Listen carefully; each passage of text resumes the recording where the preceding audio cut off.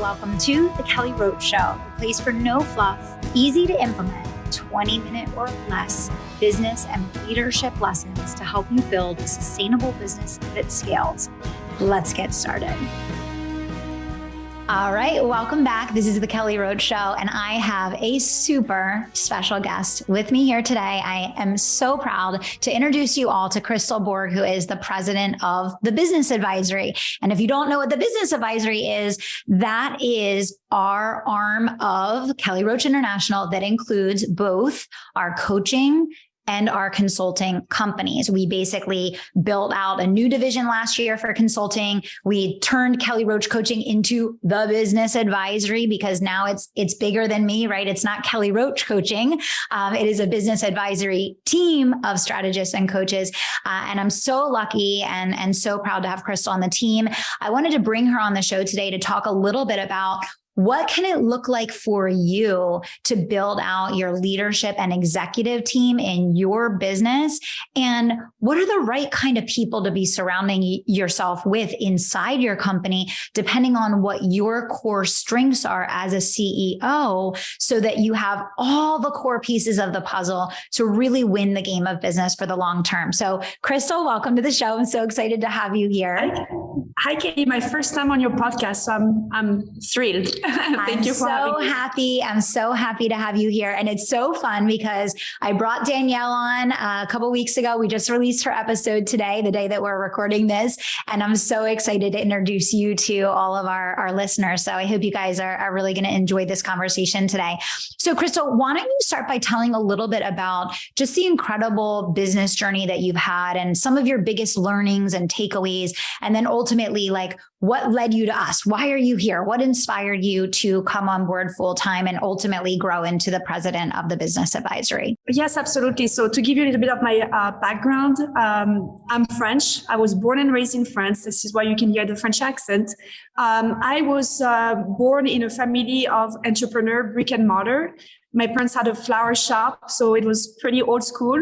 My friends joke, they called me like the Disney princess because I grew up in Paris in a flower shop. So that's the side story. But in all reality, like, this was very important for me to mention because I think I was raised in that entrepreneur mentality, and I saw what it meant to have a business, the good, the bad, challenges with employees, challenges with just maintaining the quality overall, and just the drive and the commitment that it takes. So really early on, I was attracted by that word. And so when I came to the US, I actually came because I used to play tennis professionally, had a scholarship, was able to come to Florida, did my bachelor and MBA in business, in entrepreneurship specifically. So I sort of had like this very crazy life already, like being an athlete and having certainly like the athletic drive, but also the entrepreneurial background. And so that's kind of like, that's the beginning of my story. So with my MBA, I had the opportunity to create my own business at 25 with my husband at the time. And we were very young, and we're like, why not creating, a European concept in the US? So why not opening a waffle shop at a mall, very similar to Auntie Anne, like if you know the pretzels that you have in the mall. Yes. And so that was sort of like the brick and mortar. And the idea from the beginning was to go big, right? Like we always had those big dreams. So we said, let's open a store, and then we opened 10, and then we're going to create a franchise from scratch. And this is going to be amazing.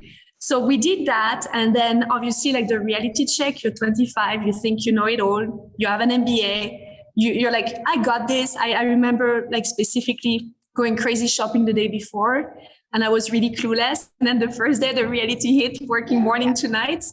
And so that was my first real experience as an entrepreneur, Kelly.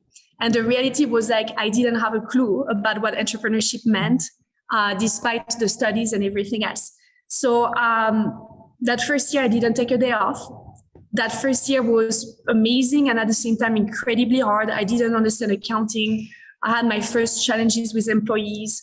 I had to figure out so many things on my own. We had a lot of successes too. So we had a lot of demand for franchise concepts. So we raised $1 million for 30% and decided to open a manufacturing plant. And so things went really, really fast. So very quickly, I was involved with investors. And so that was a whole different level of managing people where you have to report the financials and there's a expectation on so many things and you're dealing with legal agreements. So that was a beautiful experience, a very stressful experience, managing partners, working with my husband, having all of that stress, right?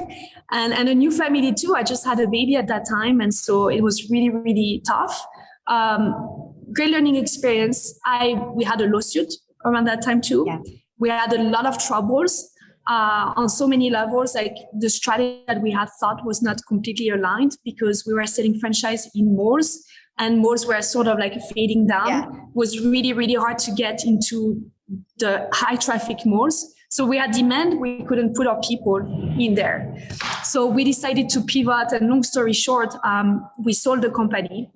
And we had a successful exit, but was it like the multi-million-dollar that I was envisioning in my head? No, we sold it at the right time. I was happy. But I'm sharing this story with you, Kelly, just because this was maybe 6-7 years of my life. Very hard. I had to learn every single thing the hard way. Yeah. I literally, every mistakes in the book I probably made, like it was really like emotionally draining. I was exhausted. And so at that time, I'm like, wow, if I was to ever do that again, like I need to better way. I know I've learned a lot through those mistakes and that's part of life, but I was really frustrated by what it could have been if I had the right tool and training at the time, which the school, by the way, does not provide you with, like at all. No. I've been there, nothing. Right. So fast forwarding, when we sold, I really wondered, like, what do I do? I was not ready to jump back into entrepreneurship. I felt a little bit burned by all the hard work and this and that. And so I was lucky that something sort of fell in my lap where I applied to that one thing, which was a director of operations for a pretzel company. And I had studied Ancien pretzels for the waffle. Yeah. It was the manufacturing, very similar process. It was the wholesale business. So not brick and mortar, not franchising, a different experience. Got hired. And that became, like, that experience changed my life. Why? Well, first I was promoting as a managing director right away, like within 6 months, I think because of my entrepreneurship mindset. Yeah. I just took over like director of operation. I'm like, that means everything. I'm just going to take it over. Yeah. And the owner had a great vision. She was very similar to you, Kelly, like we're going to talk about it later, but she had the vision. Yeah. I'm more of an operational person. Even in the relationship with my husband, he was a visionary person. I was always like, let me just make things happen, like hard work and, I love it. So we'll talk about it. But the reason why that experience changed my life is I came in it with a lot of hunger to grow and learn because I had done mistakes and I wanted to get better at my, skill set and everything. And I found at the time, the owner of the company was in Europe, like doing different things. So she really, like, we were a great match for her vision and for me to implement. But it was the first time that she actually invested into my education and training. And again, like, to give you some background, being French, I was born with no spirituality in my life, feet on the ground, really like pessimistic. So when I met my husband, he's the opposite. He's very spiritual. So it's funny how the journey kind of looped because this owner was spiritual. And she believed in all of that. So the first shift was a mindset shift. And she gave me training around that. And I did, Tony Robbins, and like I did so many business training, skill improvement, mindset. She invested 6 figures, Kelly, in me. So I call her my little angel over here. And by the way, I just want to shout out to you because I know you're like that. And somehow I'm attracting that in my life, which is wonderful. But I saw how that investment that she was doing to me changed my perspective on coaching and mentorship and investment, even for myself. To this day, I still invest. But this is where I had the biggest transformation. My confidence, my way of, I had business experience, but that brought me from here to in no time. And so when I took over that business, it was 4 million and in sales per year. And in a 4.5 time period, we brought it to $20 million. And we sold it to a very well-known private equity group. So 2 successful exits under my belt at this point with the whole due diligence and everything else. But I learned everything, like from growing teams from scratch. We opened a new office, from continuous improvement, which was a key thing in the manufacturing space. organizational structure, like the foundation, leadership, you name it. And it's so a situation where it was remote. We had an office, but we had a lot of people working remotely, which was sort of a great preparation with COVID. Yeah. So incredible experience that changed me forever. When we sold the company, I knew that we were bought by a big group that had manufacturing plants, like 100 million in Canada. I knew that my position would probably be redundant and skipped. So I was starting to think, like, what could I do? And the interesting point, Katie, and I don't even know if I'd share that story with you, but when COVID hit in March, all of a sudden the business that I was still working in the business that was bought, but the whole industry stopped, like the food restaurant industry. So everything, like our sales went zero overnight. So I'm like, I think my days are probably counted, just because I knew it was eventually going to be, but that came. So April 15, I got the call where me and my the entire Florida were cut. And so I expected it, but it's still a shock because I felt like it's a baby I grew. You built it. Baby. Yeah. I did it. I sold it to you. It's actually better than the $100 million. But now you're just doing your private equity thing, which I knew. So not really surprised. But the beauty in this, and this is why I'm sharing this story with you, is that you can bounce back right away once you have the tools and the experience that I had and the relationship. So 1 hour after that news, cried. I put my big girl face on. I went for a walk, and then I made some phone calls. So I knew people, and I'm like, the manufacturer of the pretzel, which was cut too, because they had this big, pretzel industry. I said, hey, I got cut. You're next. You know that. What can we do? And that day I got a $500K investment where they decided to invest. I was on a contract to lead this, and I called QVC. I had a relationship with the pretzel. So I said, hey, I have a new product. Would you want to have a presentation? So that same day, I created an entity with 500,000. I'm sorry, I wish million. 500,000. I had already, obviously, operating agreements and all of that from my waffle company. So I was able to put that very quickly. I called a couple of people that I knew would be great assets. Next day, QVC said yes. We were a startup, and 18 months later, we had $2.5 million in sales. And at that point, for me, it was really recreating the pretzel with a European product with a twist, which, by the way, when I talked to QVC, I didn't know what the brand would be. I literally went with courage and making things up as the conversation went by, and it worked out. So much I could share about that. But 18 months later, I was starting to get really comfortable in the industry that I knew so well. But I had that calling. When we sold the company, I already knew that I wanted to be more like mentoring and coaching, because it changed my life so deeply at a level that I can't even, that thirst of learning and growth and this and that, that seed was there. So I knew that doing the same thing, the product, this and that, I already had all the systems, everything was running. I'm like, I think there is more to life. And at that time, destiny has it that I saw an ad from you, Kelly. And I'm like, this sounds like my dream. Like, I'm meant for this. I feel like my journey was meant for this. I need to help entrepreneurs because I suffered 6 or 7 years, unnecessary, having a kid, a husband, all of that. And it doesn't have to be that way. Like, you can avoid all of those mistakes. Long story short, this is how we connected. And ever since, I've been the happiest ever. And it was a really hard move for me to leave the group. My contract was, done, but they would preferred for me to still be there. I'm still an owner. I have shares, but I knew I had to make that tough decision. So every new door, happens when you make a new decision and you take a chance. And so I did that, and I don't regret it. I love it here, Kelly. So long intro about my journey, but no, it's amazing. I mean, that's why I wanted you to take the time to share the journey, because it's such a great story of resilience and being able to take the tough learnings and apply them, and just being able to raise your awareness and take the situations that you've been through and just leap forward in your life to the next level, and then leap again, and then leap again.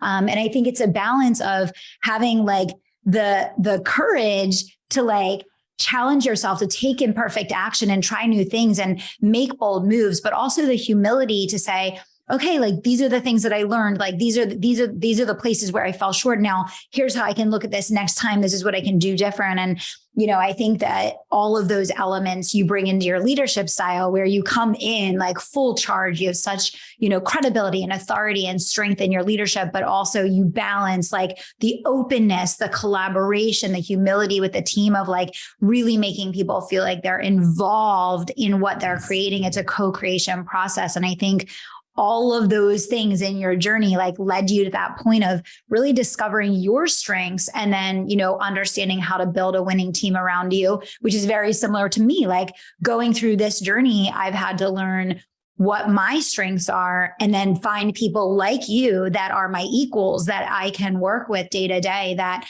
can bring to the company the things that I can't, right? And match each other. So I think that, I love your story and thank you for taking the time to share all of those things. So 2 successful exits, multiple companies started, sold, different experiences, both as an intrapreneur and an entrepreneur, and just so much wisdom. And I think what's really interesting too is, and I think you and Deepak, it's really nice how you both bring this, and Deepak is our vice president of coaching operations, but that continuous improvement mentality from manufacturing, it's so interesting. I don't think a lot of people in a service-based business recognize that, when you're going through the scale process, that systems and efficiency in operations and technical capabilities are like so make or break, right? We spend countless hours internally working on getting the operations such that it will be able to support $100 million company. And it's not an easy feat. And having people that have a manufacturing background really helps with that, because that every little detail counts, right? The profit margins are so small in manufacturing that you have to be so much more sensitive and precise in that. Whereas I feel like in a service-based business, a lot of people that have only worked in a service-based business, they don't have that mentality, right? 100%. And I think that for me, that was one of the biggest learning working in a manufacturing industry. And I learned a lot from Deepak on that, because we worked together before. I think so highly of him, Kelly, that I'm like, come over here, make sure that, you join us.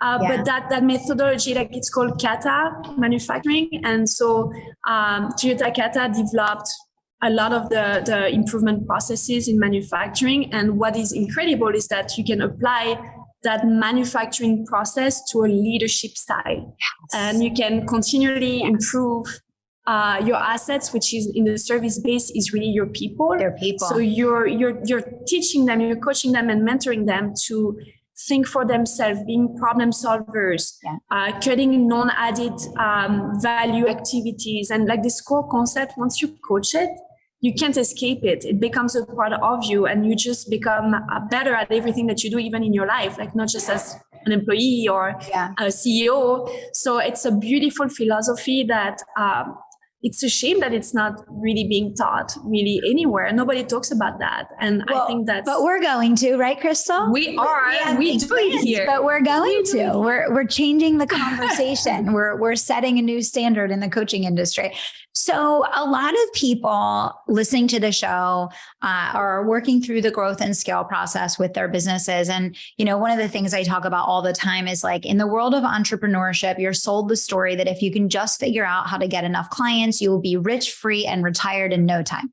Right. And I always talk about the fact that it doesn't go like that, right? You have to learn how to get clients. You have to learn how to build a brand, service your customers, learn how to retain customers and renew customers, develop effective systems, and build a winning team. Because if you don't have that whole loop closed with one infinite circle, then you, the business owner, are always going to be trapped. And I think a question that I have for you, Krystel, and I asked Danielle something similar, and I think you each approach things from a different perspective. So I'm interested in your answer. But I think for a lot of people listening, like they would love to get someone who's gone through 2 successful exits and build a $20 million company from 4 million to 20 in 4 years, and had the success that you've had both as a founder and as an entrepreneur.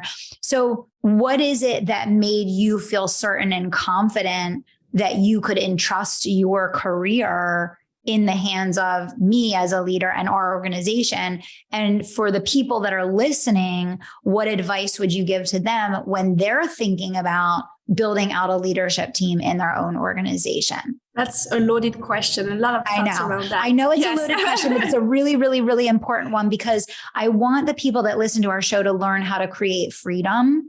Yeah. And you cannot create freedom without building strong leaders in your company. You can't, because even if you go get 1,000 customers, you just build a jail cell. You have to have systems and people, right? So I know it's a loaded question. But give me what you got. You have to leverage your time. So I will speak about me, but it's applicable to any leaders. What attracts like A players or leaders is basically, it starts with your why and your vision. If you don't have a very strong culture, a why, something that really resonates deeply, it's going to be really, really hard to find the right leader. So when I looked at and it starts at something as simple as in your job description, you should talk about your why and your culture and your expectations in your job description. So Kelly, when I looked at the job description, the mission absolutely talked to my heart. I felt like this is for me. I could see my why, which by the way, my why is very much, I want women to have it all. Like that's really like something that drives me in the morning. I'm like, I don't want to sacrifice. I want to be successful, have a husband, my family, do the thing in life. I have one life that I just want to live it fully. Yeah. So that's my mission. And so for me, I can relate to entrepreneurs, particularly because that's my journey. So the why and the culture resonated. The why is one thing, but the culture to me is a culture of greatness and excellence, because you will find that A players or athletes or anybody that like you compete against yourself, you compete for excellence. You don't want, if you've been successful, you don't want to be in a company that's sort of like loose. And so what I love about the culture is like, hey, it's not for everybody. It's somebody that really wants results, that wants. So I don't think anybody should be shy about being really like, we're going to have fun. We're going to have all of those things, but this is like serious stuff if you want to change someone's life. So I think that you need to establish that really, really early on. And then, of course, the second piece is being realistic that you're dealing with human beings that, you know, if they're really great at what they do, they want to have the right compensation that goes along. They want to be able to achieve their dreams. So for me with Kelly, I always felt like I don't have a ceiling. I always feel like I'm going to help as many people. We're going to grow, but she never made me feel like, oh, I'm limited and I understand that people that start, it may seem harder, but it doesn't have to be hard. It's just about doing a comp plan that makes sense and taking the time to know the person, what are their goals. Everybody has different goals. So Kelly, that's something we've done like right away. Like you asked me, where do I want to be? What do you know, I needed to see a path. I need to see that the why is aligned, the culture is great. And then I have a path for my personal objective. Once this was covered, Kelly, like for me, and that's it for me, but that's, I think for most leaders, a lot of people want to work with entities that are bigger than themselves. I look at my situation. I could have stayed as an entrepreneur. I was making money and all of that. But you know what I found that was really interesting in the business that we had? It was really like, we grew 2.5, but we were very lean on team. We didn't have a lot of people because everything was, you know, I had a co-packer here. And so I missed the team aspect so much because this is where I had fun. Like when I was in the pretzel room, there were many more people. I love that. Here I felt a little bit alone in my island, and I was like, I can continue, but I'm missing that leadership that I really love. And so that was for me. And I also knew myself, and we're going to talk about this, but I'm not really so much like, I'm an implementation type of person. And I've always been in my journey. My husband was the visionary. The pretzel, like the owner was the visionary. The thing when I replicated for quick success, it was good, but I didn't have like that visionary person. And I think for me, I'm like, you know, I don't know. I want to, so I think it's also the humility of knowing myself, and I'm confident. I love entrepreneurship so much that I don't want to be separated from it. But I also know that the best work comes out of, for me, for my personal being, a team, a visionary, and I'm the piece of the puzzle that can thrive and implement. And I know for some of you, like it may sound like the unicorn, but they're out there. We put together a lead of, you know, Deepak is an entrepreneur that also needs the component. Ty, I can name a lot of people. So it's out there. I just want to say, like, a lot of people are like, where do we find you? Where do we find all of those people? It's out there. You just need to not compromise, and you need to have a very strong culture, why, and really pinpoint who you're looking for. But the team is out there. It's up to 100%.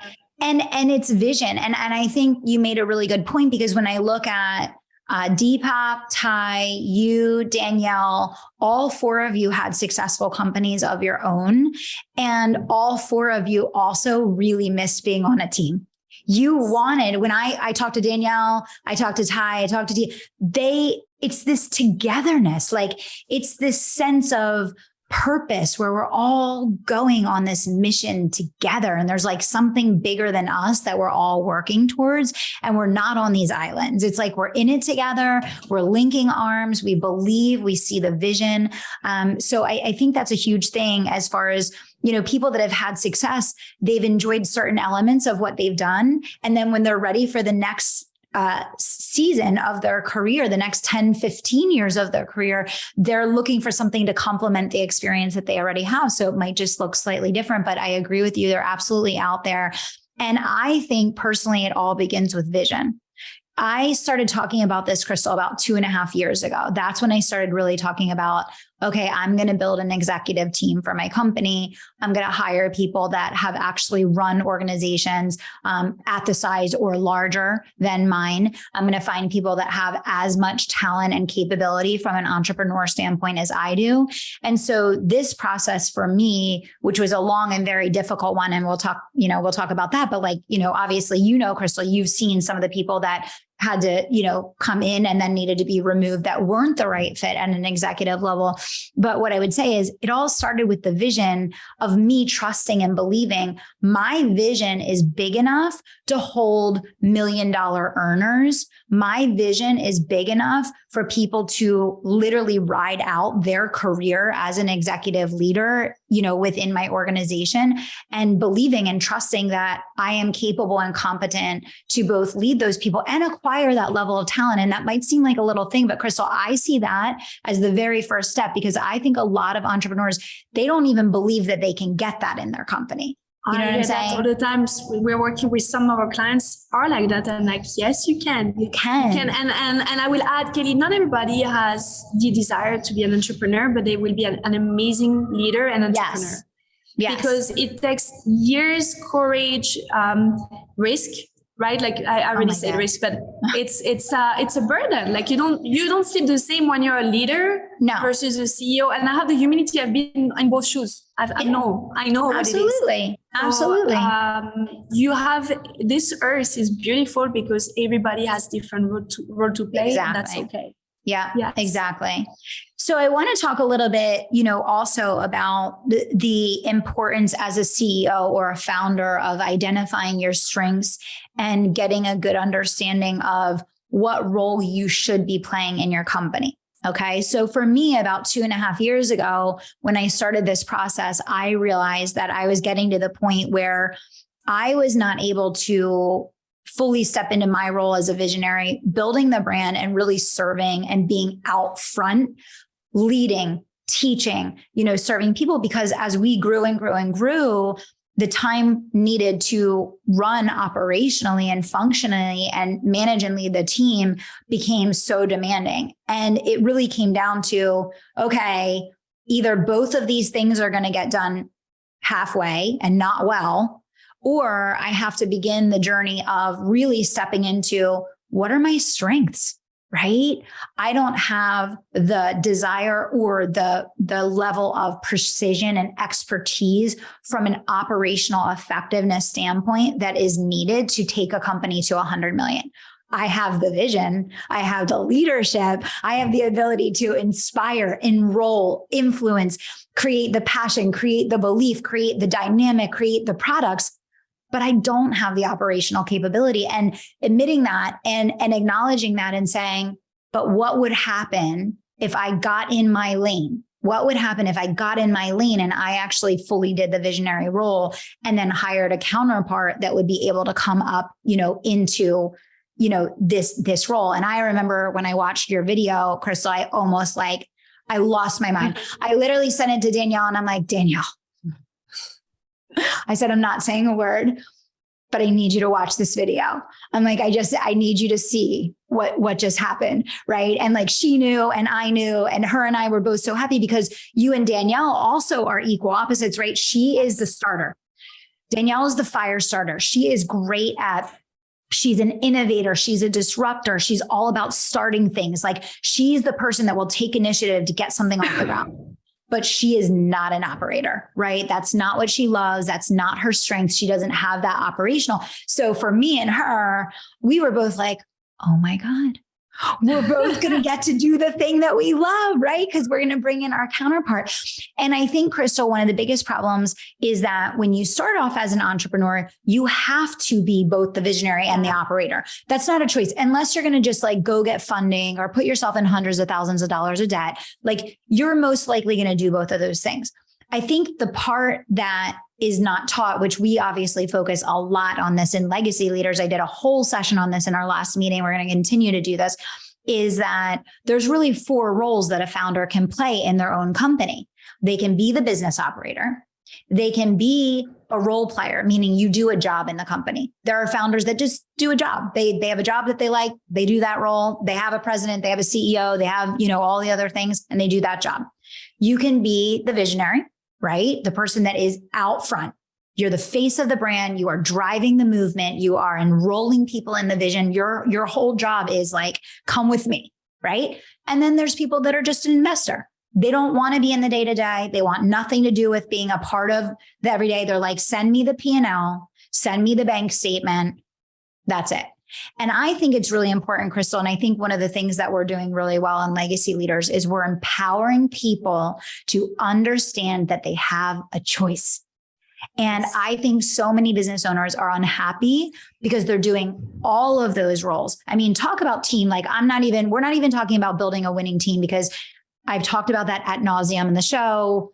Everyone that listens to the show knows, like, if you're not building a team in your company, like you are signing up for suffering and misery, like endlessly, right? But like we're taking a step further in terms of you getting to decide what role you want to play in your own company and not subjecting yourself to a lifetime of doing things poorly that then hurt the company, that aren't going to allow the company to reach its potential because you simply haven't gotten clear on what are my strengths and what are my weaknesses, and get the frick out of the way, right? Krystel came in, and as Krystel got her bearings and like could be ready to start like taking on more once she had time to like absorb the culture, get to know the team, get to know whatever, I'm like, I'm clearing out of the way. Like I'm letting her like go. Like we collaborate, we share ideas, all those things. So I guess a good question then, Krystel, that I would like to ask you just for everyone listening is talk a little bit about, what does the president of the business advisory do? What does that look like for you? I love that question. It's building the machine, Kelly. That's sort of a simple way of putting it together, but it's understanding, okay, this is the vision that Kelly has. This is where we're going as a company. This is our why. Fantastic. Now we're point A, we need to go to point B. What machine do we need to design to get from A to B? So first, part of my work is strategic planning in terms of understanding what are the obstacles, like what do we need to knock down to get from A to B. Once we understand what is, in the way that we need to back out, then it's designing the machine, and it's understanding like what is our skill set, what is the best way to get from A to B. And you sort of like identify, and there, like we have a process around that to understand, like based on risk level, skill set, cost, you name it, we decide on the strategy. And then after that, you really look at your organization and you see, do you have any hole? Like as far as skill set and team, do we have the resources that we need from a budget perspective to implement on that? Great. If we are missing, we can reallocate, we can look at the pool of talent, we assess the assets of the company to support that plan. And then from there, it's just like really getting clear with your people in terms of what are their goals, what are we tracking, whether it's KPI, what are the critical drivers that will get us to our KPI? Do we have the accountability, the incentives, the dashboard in place? And once we have that, then it's problem solutions. We mentor and coach. So I have a lot of meetings with our team to understand what was your goal, where are you now, what happened, what's the obstacle in your way, what do we do next? And every day, and that's that kata, continuous improvement. Yeah. So that process is really, really important. But you see, we always start from this is the outcome. And then we go and we understand also that there is no wrong decision, but it's sort of an experiment where we learn, we pivot, we stay very like on the pulse and flexible, and we learn every time and get better. So my day, Kelly, is very much like I'm a report freak. I need numbers. You know that, but it's important. And I say that so often, like accounting is the language of business. Yeah. And you cannot it's like playing a game and you don't even know how to play it. How do you expect to win? Like you don't, and that's a problem that I see with many entrepreneurs. Like it doesn't matter. Some are $10 million in revenue. They still don't really quite understand. And it's like getting the confidence that we can teach them. Yeah. And so that's that. But then the other thing is that if you don't have the optics, it's like you're flying a plane and you don't understand all the levers and everything, like the dashboard. You don't even know if you're crashing or going up. So understanding your numbers are one thing, but having a dashboard and optics is super important. So me personally, I can read a P&L and a financial statement and see if something is going right or wrong. And I don't even need to know anyone's business. I can look at their financial and know. But then to go beyond that, my day-to-day is very much about making decisions every day and letting the team, giving them the autonomy and the passion to get to the goal. So there is still an inspiration, although I think you do a better job. And that's really where I let you take the lead on that. But then for me, it's making sure that I do have an engaged pool of people. And so I will just bring something really important in this conversation. Accountability is not the same as control. Control equals compliance. You can control people, tell them what to do, but you're killing innovation. You're killing engagement. I love that. Yes. And so I want to make that distinction. Control is not accountability. And when you have somebody that has the power of testing, thinking for themselves, it's not everything is controlled, but they have some room. They get engaged. And engagement leads to mastery. And human beings are looking for purpose, which comes from mastery too. So there's a whole human psychology behind it. So my job is really guiding people. And of course, because I have this unique view across all departments, I can also bring the bridge between the departments to make sure that one decision is not taken in silo, impacting something else. So there is a lot of collaboration, which is another thing that I see team leaders not communicating. And basically we're putting a sprinkler system. So there is no fire. Like we're not just putting out fire, putting a sprinkler system. And we have a team of, they're no longer firefighter, they're engineers. So we don't have the sprinkler system in place. Absolutely. And that's sort of like the analogy. Yeah. And what I'll add to that I think is an important perspective for everyone listening is that I think a lot of business owners say like, if I can just get this one thing in place, or if I can just get through this, or if I can just hire this one person, or, if I just get over this one hump, I don't think a lot of people, and it's because it's not taught in the online world, but I don't think a lot of people realize that like it's so important to have someone in your organization that is truly passionate about continuous improvement and building the machine. Because every time you get to a next level, the machine breaks and you have to rebuild it, no matter how good you are. And I think a lot of people think like, oh, I'll just Band-Aid it. I'll just do it. I'll just do this, do that. Not realizing like, no, this is as permanent of a necessity in a growing organization as sales and marketing is. Right? That ability to identify how we can get better, how we can get more efficient, how we can become more effective at what we're doing, how we can get the pieces of the puzzle to come together. It's so, so crucial.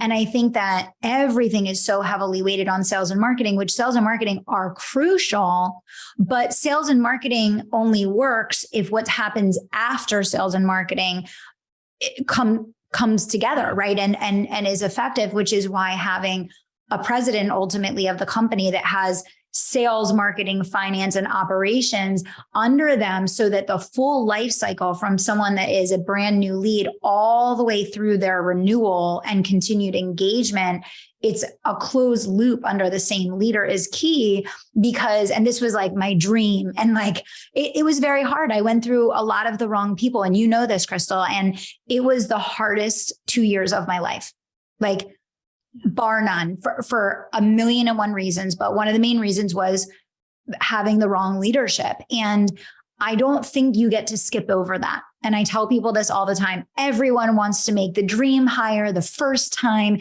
nail it, know exactly what you need, get that perfect person in place. That's never been my experience. And I've interviewed thousands of people in my lifetime, and I had 17 locations I was running in corporate. I was responsible for hiring for all of them. I also think you learn so much by hiring the wrong person sometimes, that's what makes you crystal clear to be in a position to hire the right one. So I just want to encourage people on that as well. I know we're running out of time here. There's so much more I want to talk about. So Krystel, I'm going to have you come back as soon as possible. We're traveling next week, but the following week, we're going to have Krystel come back on. Let's talk about legacy leaders. We have 3 minutes, and then I know we both have to get on calls. So, Krystel obviously is the president of the Business Advisory. She is heavily, heavily involved with our legacy leaders, which is our intimate and highly exclusive communities that has business owners between $1 million and $13 million in revenue right now. And the purpose and distinction of legacy leaders is to help people to learn how to build sellable, scalable, and self-led companies, meaning building an executive team, building a winning leadership team, getting your systems, your operations, and your finance working the right way, and ultimately being in the position to exit, which is why having someone who's had multiple successful exits is key.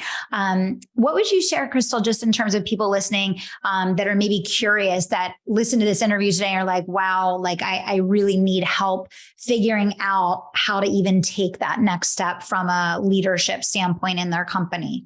Well, I mean, my story just shows you that it will transform you completely to join. And, from my own experience to all the trainings that I've had, but I'm not alone here. You have such a diverse background from the different leaders that we have. Someone like Deepak that experienced the corporate world, the coaching world, and different things, the manufacturing. For me, which is right in that space where I sold successfully $20 million company. So you're like in that space where I've gone through that. So what I can tell you is that it's life-changing. We've had our leaders, stay with us for a long time. They're still around, and they have like problems that you will probably relate to, that are leadership, being overwhelmed, needing more support, not being so in their business, but work on their business. Understanding how to position themselves for an exit. Sometimes they start new ventures. Like, I think that having the experience in our group and someone like Kelly to lead them, I can tell you, like, sometimes people literally get emotional because we changed their life. I just had a client, we worked together 3 weeks, and she saved $109,000 in 3 weeks just by me looking at financial. Not only that, but she all of a sudden had that confidence to have those hard conversations that were necessary with your staff. Yeah. So if you're looking for a less painful journey, if you're looking for an explosion in your growth, because you don't have time to just like trip on your own and get into all of the headaches. If you just want to have something that's more of an exponential growth, and also we don't talk about it, but avoiding expensive mistakes. Yes. It is a killer, sometimes more than even, just thinking about growing. It's like, don't make that stupid mistake, which would have saved you millions. Exactly. So it's like having a board. Yeah. Oh my gosh. There's so much more to talk about. I'm so happy that you could come on the show today, Krystel. So guys, if you're at least $1 million in recurring revenue, you want to build a scalable team, you want to set your business up for an exit, you want the autonomy to have a president and a vice president team down the road, and you want to be led through the process of building that in your company, down in the show notes, you're going to see an application link. You can apply for Legacy Leaders down below. I'm going to bring Krystel back. She has so much knowledge and expertise to share. This was such a good conversation. One more time, the link for the application and the overview of Legacy Leaders is in the show notes down below. If you want to learn more, send in the application. Even if it's not the exact right step for you, we'll lead you to the next place that you need to go. And if this episode made a big difference for you, write a review, screenshot it, send it to me, and we'll send you an amazing gift. Tell us what you loved about this conversation and tell me what you want to hear more of. All right. Thank you, Krystel, for being here. Great conversation. Thank you so much, Kelly. Talk to everybody soon.